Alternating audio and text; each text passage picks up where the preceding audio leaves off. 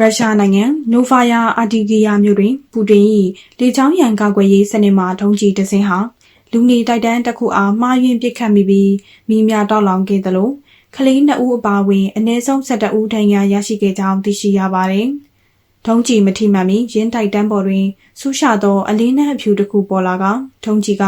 ထိုနေရာသို့မှားယွင်းဦးတည်ပစ်ခတ်မိပြီးမီးများတောက်လောင်ခဲ့သည်ကိုလူမှုကွန်ရက်ဗီဒီယိုများတွင်တွေ့မြင်ခဲ့ရပါသည်။အလင်းနက်တစ်ခုကို drone ဟုထင်ပြီးလေကြောင်းရန်ကာကွယ်ရေးစနစ်မှဒုံးကျည်ကအလျိုလျောက်အဆောက်အုံကိုပစ်မိခဲ့ခြင်းဖြစ်နိုင်ကြောင်းကျွမ်းကျင်သူများက Extra Media သို့ပြောကြားခဲ့ပါတယ်။ နိုဗာယာအာတီဂီယာမြို့တော်ဝန်မူရက်ကန်ပီလော့ကမူယူကရိန်း drone များကြောင့်လူနေအဆောက်အုံထိမှန်ပောက်ကွဲခဲ့သည်ဟုပြောကြားခဲ့ပြီးရုရှားစစ်ရေးသုတေသီယက်မက်ဖီယက်အပါအဝင်သတင်းအရင်းမြစ်များစွာကမှားယွင်းပြီးကိုပြည်သူနေတိုက်တန်းအားပြန်ပစ်မိခြင်းသာဖြစ်သည်ဟုအတည်ပြုပြောကြားခဲ့ပါတယ်။ရုရှားစစ်ဖက်ဆိုင်ရာသတင်းအချက်အလက်ရုပ်သံလိုင်းတွေလည်း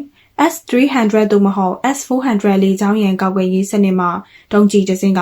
ကားပါကင်တစ်ခုသို့မှားယွင်းပစ်ခတ်မိကြောင်းထုတ်ပြန်ထားကားများစွာမီးလောင်ပျက်စီးပြီးလူနေတိုက်ခန်းမှာအထိမှန်မှုရှိခဲ့တယ်လို့အတည်ပြုပြောကြားခဲ့ပါတယ်။